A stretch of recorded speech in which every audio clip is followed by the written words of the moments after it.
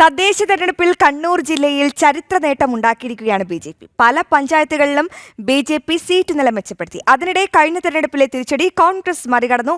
പല പഞ്ചായത്തുകളും CPM-ന്റെ കയ്യിൽ നിന്ന് കോൺഗ്രസ് തിരിച്ചുപിടിച്ചു. കണ്ണൂർ ജില്ലയിൽ പല പഞ്ചായത്തുകളിലും അപ്രതീക്ഷിത കുതിപ്പാണ് BJP നടത്തിയത്. മലയോര മേഖലയിലുൾപ്പെടെ BJP സാന്നിധ്യം അറിയിച്ചു. ആലക്കോട് ടൗൺ വാർഡ് BJP പിടിച്ചെടുത്തു. കൊട്ടിയൂർ ക്ഷേത്രം സ്ഥിതി ചെയ്യുന്ന വാർഡിലും BJP വിജയിച്ചു. CPM കോട്ടയായ പാപ്പനശ്ശേരിയിലും BJP അദ്ഭുത വിജയം നേടി. മുഴക്കുന്നിലും തൃപ്പങ്ങോട്ടൂരിലും BJP സീറ്റ് നില വർദ്ധിപ്പിച്ചു.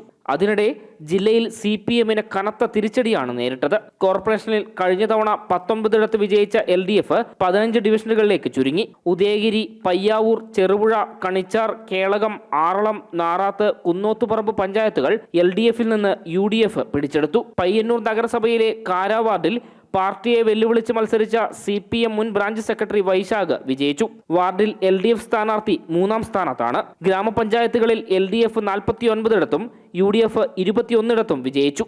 ജനം, കണ്ണൂർ.